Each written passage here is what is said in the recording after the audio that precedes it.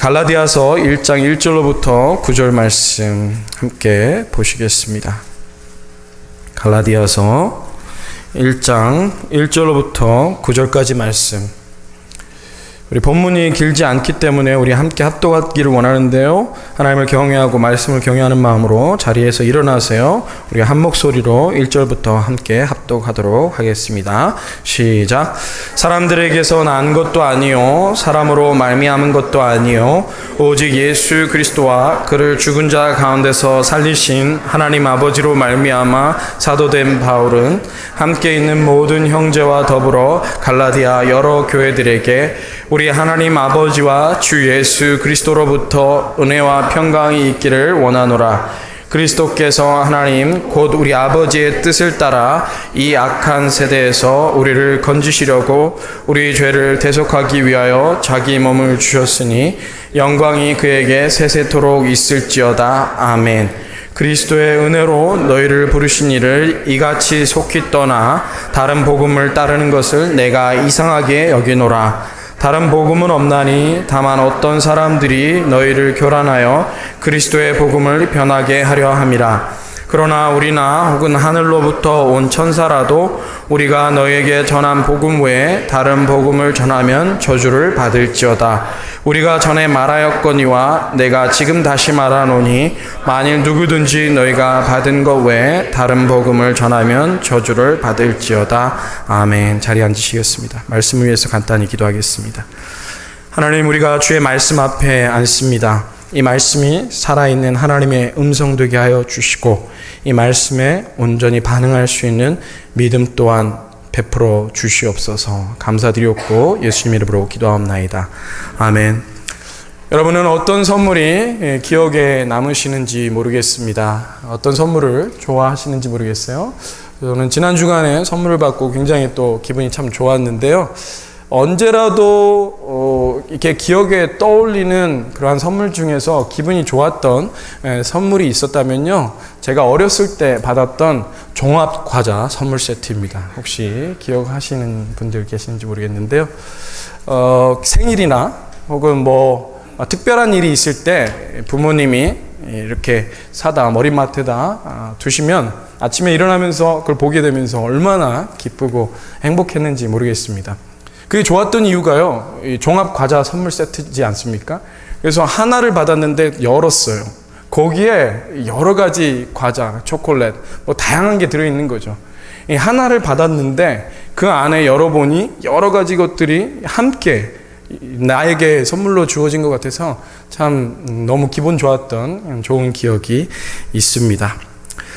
저는 기회가 되는 대로 갈라디아서를 가지고 주일 설교를 하려고 하는데요, 이 안에 중심 인물은 예수님이십니다.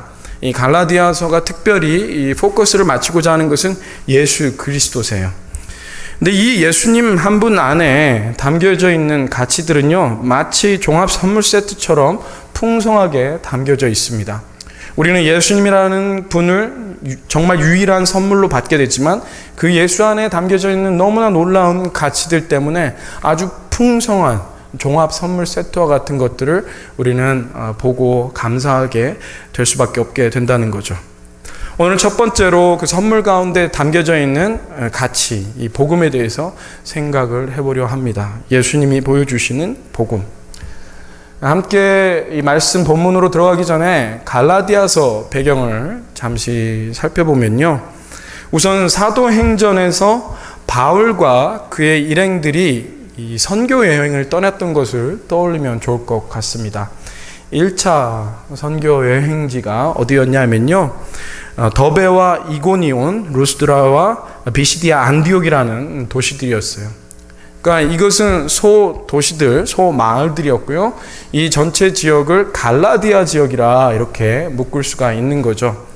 그러니까 갈라디아서는 갈라디아 지방에 있는 각 도시들마다 이렇게 존재해 있는 교회들한테 보낸 서신이라 보시면 되겠습니다. 1차 선교 여행은 우여곡절 가운데 복음을 전하는 너무 귀한 일을 잘 감당하고 돌아왔는데 어느 날 소식이 들리기 시작하는 거예요. 복음을 전했던 도시들, 그 가운데 있는 교회들이 흔들리기 시작한다.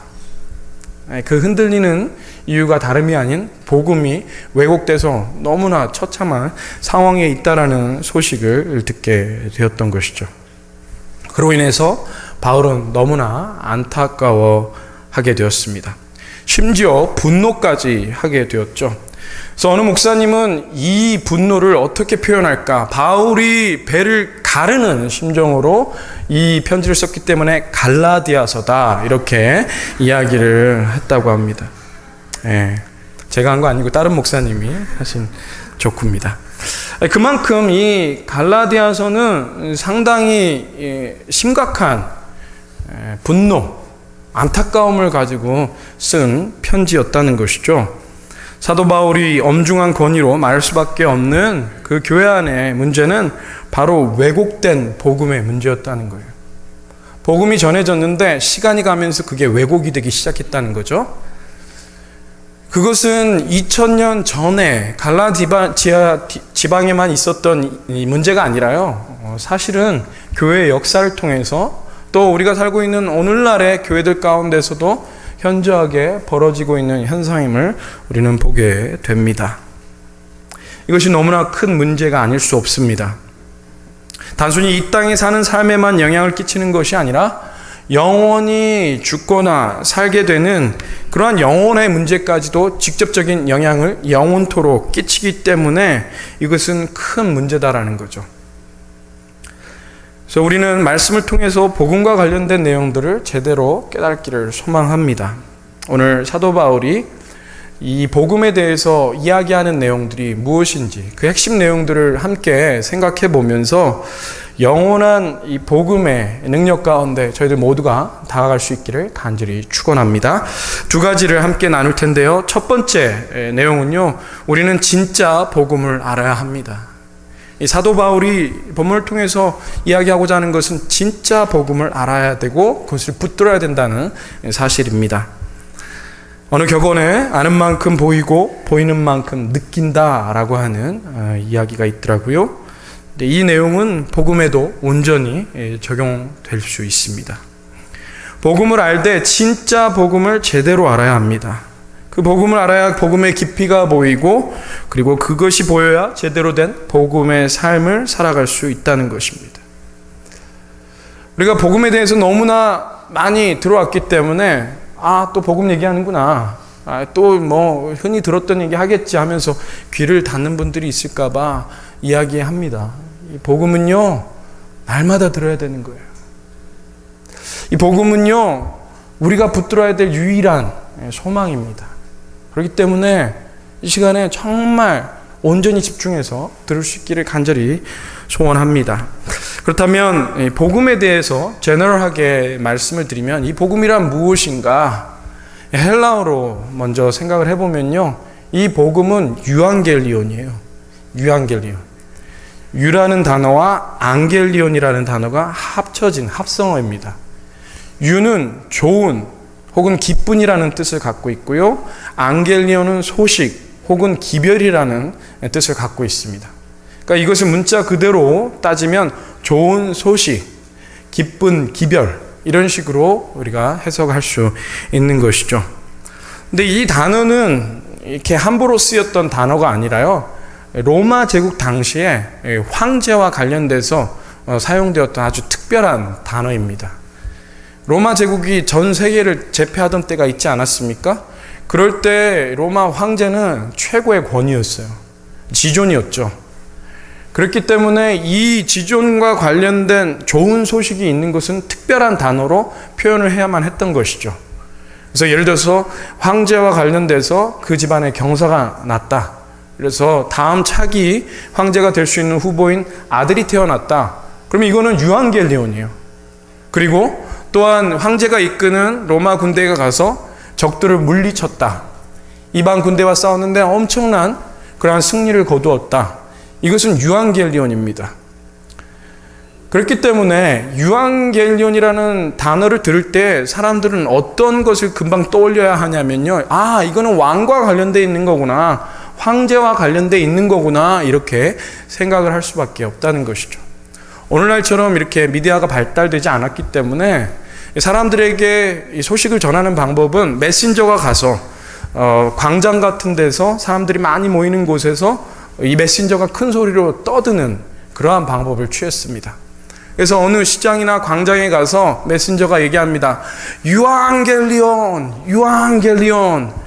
이렇게 하면 사람들이 모여들어서 황제에 대한 무슨 특별한 소식이 있나 보다.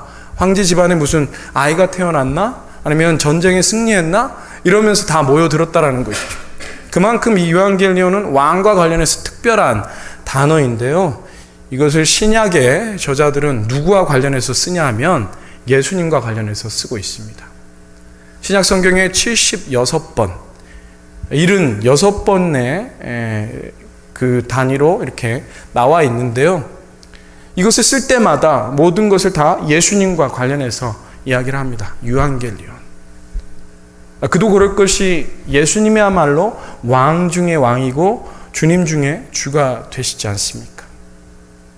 그러니까 신약의 저자들에게 있어서 우리의 진정한 왕은 예수 그리스도시다. 이 예수님에 관한 소식이야말로 유앙겔리온, 복음이 아닐 수 없다. 이렇게 적어 내려갔던 것이죠. 그래서 예수님에 관한 메시지가 바로 복음인데요. 이 복음과 관련돼서 핵심을 사도 바울은 짧은 구절 안에 아주 농축해서 우리에게 전해주고 있습니다. 그 내용이 4절과 5절에 나와 있는데 우리 함께 한 목소리로 읽도록 하겠습니다. 시작. 그리스도께서 하나님 곧 우리 아버지의 뜻을 따라 이 악한 세대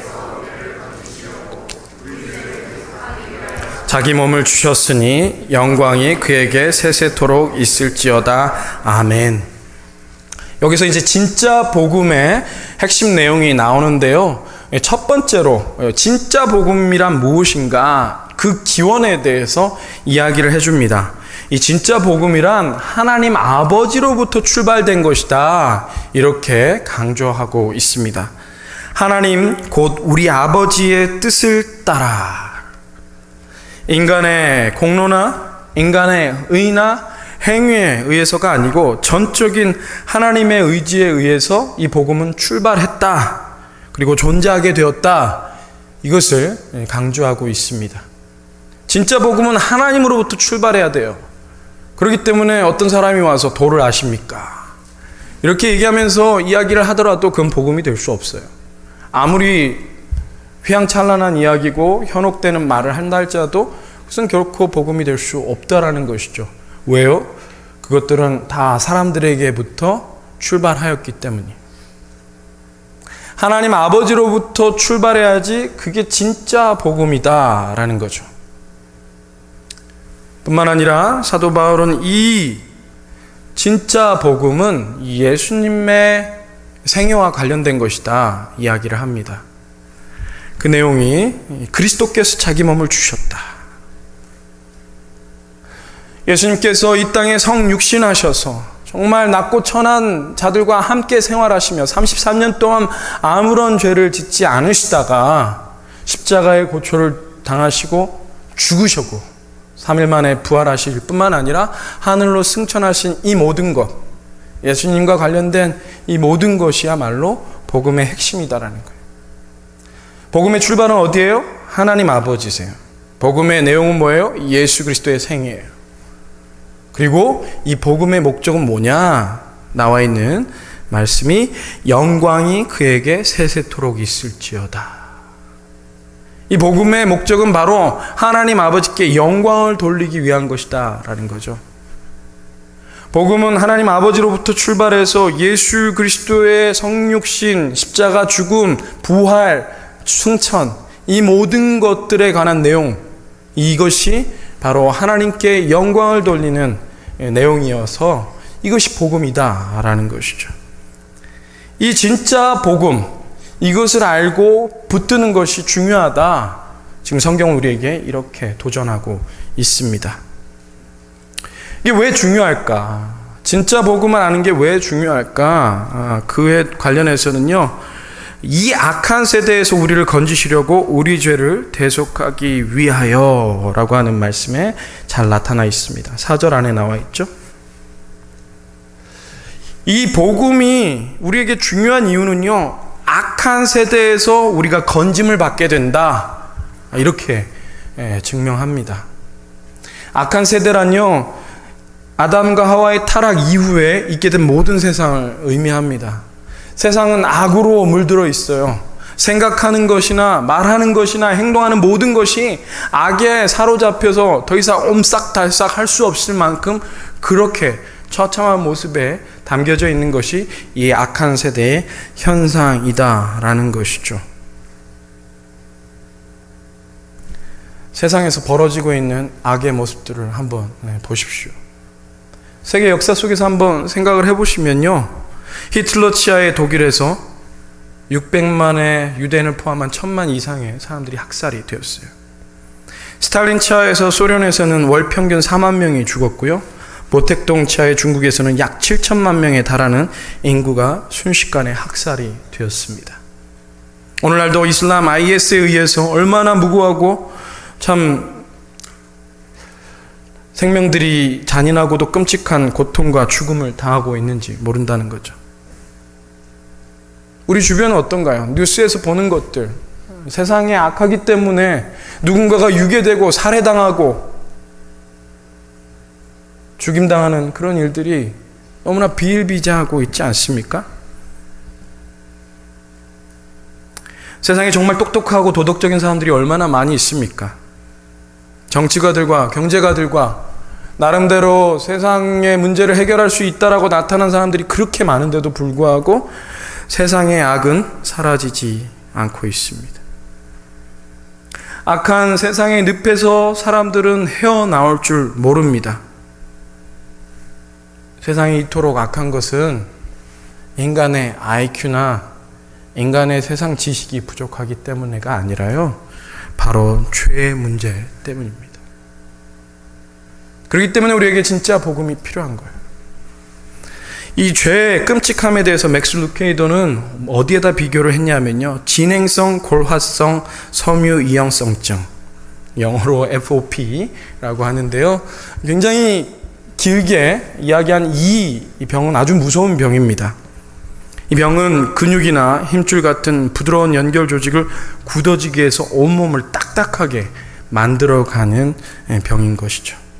시간이 지날수록 등에서 가슴, 머리에서 발끝, 중시분부에서 말단에 이르기까지 전신을 마치 감옥에 갇힌 듯한 상태로 만들어 버립니다.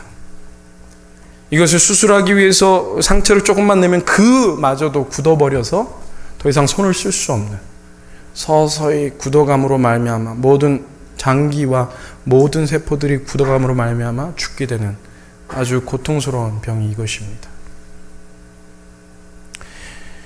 이 병은요, 마치 죄라는 것을 영적으로 잘 표현해주고 있는 것 같아요. 사람들은 멀쩡해 보여요. 하나님께서는 선한 의지를 갖고 인생을 창조하셨어요. 근데 사람들이 그 영혼이 딱딱하게 굳어갑니다. 죄가 침투했기 때문에. 우리는 그러고 싶지 않은데 우리 안에 있는 그 모든 것들이 죄로 인해서 딱딱하게 굳어가고 있다라는 것이죠. 처음 죄를 짓는 게 무섭지 2번, 3번 아주 우습게 죄를 짓고 맙니다. 사이코패스들을 보시면 피도 눈물도 없이 양심이 딱딱하게 굳어져 있는 것을 볼 수 있지 않습니까? 우리들이라고 예외일까요? 제가 와서 우리의 삶을 스며들 때 우리의 영혼, 우리의 양심은 계속해서 마비가 되고 말더라는 것이죠. 죄는 그렇게 무섭습니다. 그 죄를 인간 스스로가 치유하려고 하면 할수록 거기엔 더 큰 상처가 생겨서 더 딱딱해져 버리고 맙니다. 세상에서 말하는 모든 치료법들을 다 가져와 보십시오. 죄가 사라질 수 있는가? 그러나 오직 복음, 진짜 복음, 하나님으로부터 출발해서 예수 그리스도의 성육신, 십자가 죽음, 부활, 승천, 하나님께 영광을 돌리는 이 복음이야말로 죄를 해결할 수 있는 유일한 해결책이 된다는 것입니다. 그래서 사도 바울은 로마서 1장 16절에 다음과 같이 말합니다. 내가 복음을 부끄러워하지 아니하노니 이 복음은 모든 믿는 자에게 구원을 주시는 하나님의 능력이 됨이라. 아멘. 복음밖에 없어요. 죄에서 구원받을 수 있는, 그 악한 세상에서 벗어날 수 있는 유일한 방법은 진짜 복음을 알고 그것을 붙드는 것밖에는 없다라고 하는 것이죠. 그 복음만이 우리 인간의 어떤 절망도 희망으로 바꿀 수 있는 줄 믿습니다. 그러니 가장 중요한 것은 이 진짜 복음을 알고 제대로 붙들어야 되는 것입니다. 그러할 때 우리 모두의 삶에 놀라운 회복과 변화가 있게 되는 줄 믿습니다. 오늘 두 번째로 우리가 함께 깨달아야 될 것은 가짜 복음들을 철저히 거절해야 한다는 거예요. 거부해야 된다는 거예요.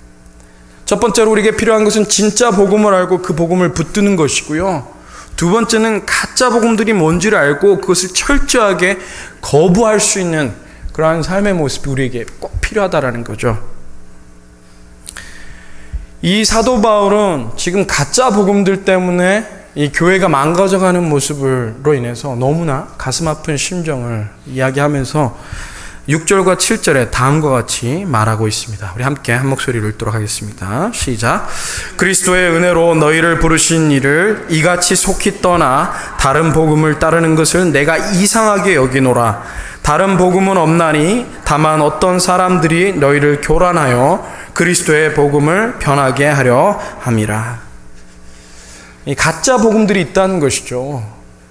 그 가짜 복음들에 사람들이 현혹되고 있어요.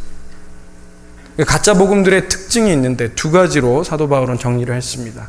첫 번째는 사람들로 하여금 하나님을 떠나게 하더라는 거예요. 이 가짜 복음이 이 성도들로 하여금 하나님을 떠나게 만드는 그런 일을 했다는 거죠. 그리스도의 은혜로 너희를 부르신 이를 이같이 속히 떠나, 너무나 빠르게 떠나게 하는 일을 이 가짜 복음들이 행했다라는 거예요. 그 갈라디아 교회 안에 벌어졌던 일은 뭐냐면요, 유대주의자들이 교회 안에 들어왔어요.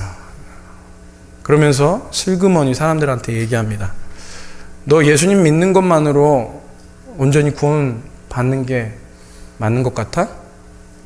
그러지 않아. 너 유대인이잖아. 유대인으로서 전통과 절기와 율법이 있는데 그것들 지켜야 되지 않니? 예수님만으로는 부족해.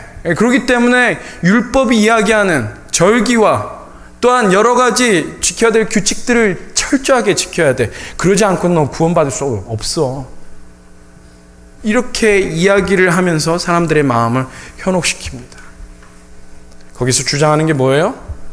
사람의 의지, 사람의 노력, 사람의 행위, 구원을 얻으려면 그것이 필요하다라는 거예요. 예수님만으로 충분하지 못하다는 거죠. 다른 것이 필요하다는 거예요. 그것이 하나님으로부터 우리를 떠나게 만듭니다. 그게 가짜 복음의 첫 번째 특징입니다. 두 번째 특징은 혼동을 일으켜서 뒤바꾸게 만듭니다. 삶의 우선순위를 뒤바꾸게 만드는 것이 가짜 복음들의 특징이에요. 말씀해 보시면 너희를 교란하여 그리스도의 복음을 변하게 하려 함이라. 여기서 교란하고 변한다, 이것은요 삶의 우선순위를 뒤죽박죽 바뀌게 한다는 것을 의미합니다. 사도 바울이 그토록 죽을 고생하면서 예수 그리스도의 복음을 전해서 삶의 우선순위가 하나님께로만 향하도록, 하나님을 위해서 영광 돌리는 삶을 살도록 그렇게 교회를 세우시고 성도들을 권면했건만 이제 그들이 그런 상황에서 떠나게 됩니다. 삶의 우선순위가 더 이상 하나님이 첫 번째가 되지 않아요. 다른 세상 것들이 첫 번째가 되어버린 거죠. 자녀 문제, 또 자신의 어떤 명예, 돈, 이런 것들을 우선순위에 두고 살아가게 되더라는 것이. 가짜 복음들은 겉으로는 하나님이 최고며 예수님을 높인다 하지만 막상 속을 들여다보면 하나님이 중심이 아닌 다른 것들이 중심에 있게 됨을 볼 수 있습니다. 그것들은 삶의 중심에서 하나님의 영광을 가로채려 하죠. 이 가짜 복음들, 이쯤에서 한마디로 정리하면 하나님을 주변으로 몰아내어 영혼들로 하여금 하나님으로부터 멀어지게 하는 모든 시도들을 이 가짜 복음들이라 할 수 있습니다. 그 겉모습이 아무리 경건하고 그럴싸하다 할지라도 하나님께서 원하시는 삶의 우선순위를 뒤죽박죽으로 만들어버린다면 그것은 바로 가짜 복음들인 것입니다. 이 가짜 복음들과 관련해서 어떤 태도를 취해야 하는가, 사도 바울은 8절과 9절에 아주 심각하게 도전하고 있습니다. 함께 읽겠습니다. 시작. 그러나 우리나 혹은 하늘로부터 온 천사라도 우리가 너희에게 전한 복음 외에 다른 복음을 전하면 저주를 받을지어다. 우리가 전에 말하였거니와 내가 지금 다시 말하노니 만일 누구든지 너희가 받은 것 외에 다른 복음을 전하면 저주를 받을지어다. 지금 저주를 받을지어다. 우리가 생각하기에 정말 고결한 사도인 바울이 지금 두 번에 걸쳐서 연거푸 강조하고 있습니다. 지금 유대주의자들, 가짜 복음들을 가지고 오는 자들을 생각하면서 그 모든 시도들을 떠올리면서 얘기하는 거예요. 저주를 받을지어다. 저주를 받을지어다. 그러니까 아네뜨마라고 하는 헬라어로 이야기합니다. 이거를 그 깊은 속뜻을 좀 더 들여다보면요, 진멸될지어다, 멸절될지어다, 소멸될지어다, 사라질지어다. 아주 무서운 말입니다. 그냥 저주를 받고 거기에서 그냥 평생 있는 게 아니라요, 완전히 이 지구상에서 완전히 사라질 정도로 그렇게 아주 최고의 그러한 강도로서 지금 이야기하는 것이 에나뜨마, 저주를 받을지어다 라고 하는 이야기를 하는 것입니다. 어떻게 사도 바울이 이런 얘기를 할 수 있을까? 아무리 그래도 교회 안에 있는 성도인데, 교회 안에 들어온 어떤 유대주의자들이고 우리가 다 품어야 되는 거 아닌가? 그런 시도들 또한 어떤 인간의 노력으로 나름 가치 있는 거 아닐까? 이렇게 생각할 수 있지 않습니까? 근데 과연 그럴까? 제가 예전에 어느 병원을 신방한 적이 있어요. 성도님이 그 전주까지 제가 너무나 건강하게 뵙고 이렇게 했던 분인데 갑자기 병원에 수술하셔서 입원해 계시다라는 거예요. 그래서 찾아가 뵙죠. 그래서 장로님께 여쭤봤습니다. 도대체 어떻게 된 거냐고. 지난주 얼마 전까지만 해도 너무 멀쩡하시지 않으셨어요? 어떻게 이렇게 수술을 받게 되셨어요? 그랬더니 얼마 전에 시력이 안 좋아져서 병원에 가셔서 검사를 하셨대요. 그래서 눈이 잘 안 보여서 이렇게 그냥 간단한 문제있거니 하고 갔는데 MRI를 찍어보니까 뇌종양, 브레인 튜머라고 하는 게 드러나게 됐습니다. 그러니까 눈 바로 옆에서 이 뇌종양이 자라고 있기 때문에 이것을 속히 제거하지 않으면 금방 쓰러져서 죽을 수도 있는 아주 위험한 상황에 놓여 있기 때문에 바로 그 자리에서 최고의 의료진과 연결이 돼서 그것을 정말 장시간에 걸쳐서 그 브레인 튜머를 끄집어내는 수술을 하셨다라는 거죠. 비록 많은 비용과 시간과 에너지가 투여되었지만 두개골을 열어서 그 종양을 제거하는 수술을 받은 것은 지체했다가는 언제 죽을지 모르는 아주 위기의 상황이었기 때문입니다. 사도 바울이 지금 에네뜨마, 진멸되라고 하는 것은요, 가짜 복음이 가져다주는 그 유해성이 얼마나 큰가 하는 것을 잘 보여주고 있어요. 교회 안에, 성도들의 삶 안에 이 가짜 복음들이 들어와서 판을 치게 될 때 얼마나 위험한가. 이것을 진멸될지어다, 이러한 시도들을 하는 자들은 저주를 받을지어다 할 정도로 아주 강하게 그것을 책망하고 완전히 사라지게 하려고 하는 그러한 이야기를 하고 있다는 거죠. 뇌종양은 두개골을 활짝 제껴서라도 그를 제거해야 되지 않습니까? 하물며 우리 영혼의 뇌종양과 같은 이 가짜 복음들을 어떻게 그냥 둘 수 있겠습니까? 우리의 영혼을 파헤쳐서라도 그것을 끄집어내고 그것을 잘게 쪼개고 사라지게 하는 그 수술을 감행해야 되지 않겠습니까? 우리의 삶에서 반드시 제거해야 되고 반드시 거절해야 되는 가짜 복음들은 과연 무엇이 있을까 구체적으로 어떤 모습일까요? 트레빈 왁스라고 하는 목사님이요, 우리 시대의 6가지 우상이라는 책에서 우리의 삶에 가져오는 그러한 가짜 우상들의 모습을 다음과 같이 정리하셨어요. 첫 번째로 우리들에게 찾아오는 가짜 복음의 모습은 뭐냐? 바로 자기 자신이다는 거예요. 자기 자신, self. 하나님이 중심이 되어야 될 복음을 자신을 섬기게 하는 그러한 도구로 전락을 시켜버립니다. 자기가 원하는 시간에 자기 마음에 드는 방식대로 신앙생활을 하고자 하는 모든 시도들, 이것이 바로 가짜 복음의 모습이다라는 거예요. 아, 교회 내 마음에 들지 않으니까 나가야 돼. 아, 예배 내가 원하는 방식이 아니기 때문에 나가야 돼. 복음 들으니까 너무 나랑 안 맞아. 나가야 돼. 하나님을 섬기는 게 아니라 그 복음이 나를 섬기는 게 되고, 하나님을 섬기는 게 아니라 교회가 나를 위해서 존재해야 된다. 가짜 복음의 속삭임입니다. 두 번째, 성공입니다.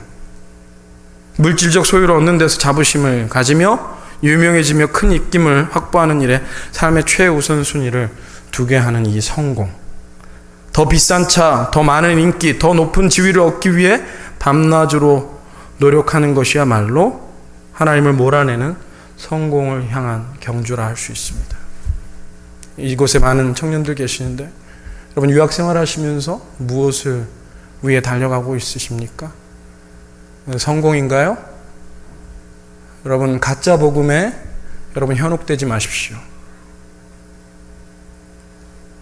그 가짜 복음에 우리의 영혼을, 우리의 젊음을 넘기지 마십시오.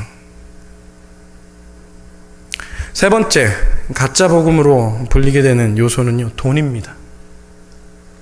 그것 자체가 절대적인 힘이 돼버리는 것. 예수님께서 그것을 얼마나 크게 경계하셨는지요. 마태복음 6장 24절, 한 사람이 두 주인을 섬기지 못할 것이니 혹 이를 미워하고 저를 사랑하거나 혹 이를 중히 여기고 저를 경히 여김이라. 너희가 하나님과 재물을 겸하여 섬기지 못하느니라. 하나님 자리에 견줄 만큼 이 돈이 우상이 되어서 우리를 현혹합니다. 전에 있던 교회에서 순모임을 갔어요. 은혜롭게 제가 예배를 잘 인도하고 그래서 이제 다과를 하는 시간이 되었어요. 근데 거기에서 가짜 복음들이 판을 치기 시작한 거예요. 아, 크리스천들이 돈이 있어야 된다. 그래도 인간 구실하려면 돈이 있어야 되는 거 아니냐고. 여기에 투자하면 이렇게 돈을 이익을 불릴 수가 있고, 이런 곳에 눈을 돌리면 여기에서 돈을 불릴 수 있다고. 그런 이야기들이 순모임 안에서 벌어지더라고요. 오늘 순모임인데 우리 순모임들 가운데서는 그런 가짜 복음들이 판을 치지 않길 원합니다. 여러분, 교회에서 이런 이야기가 심심치 않게 들리지 않습니까? 돈이 최고가 돼버린 오늘날의 사회, 그것이 결코 아무렇지도 않은 이 상황, 이 가짜 복음에 너무나 현혹되어져 버린 우리들의 모습입니다. 네 번째, 레저, 엔터테인먼트, 유흥이라는 요소입니다. 중독적인 오락이나 유흥을 우선순위로 두게 만드는 것, 이게 가짜 복음이 가져다 주는 것입니다. 근데 당신 할 만큼 했잖아, 이제 즐겨도 돼, 영을 즐겨도 돼, 엔터테인먼트 이거 너를 위한 거 아니냐고 이렇게 이야기합니다. 그래서 주일날 교회에서 예배드리지 않는 것이 너무나 괜찮아져 버렸습니다.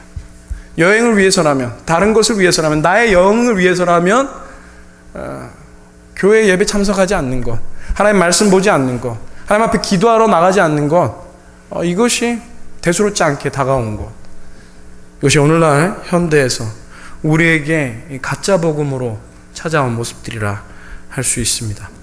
다섯 번째, 가짜 복음의 재료는요, 섹스입니다.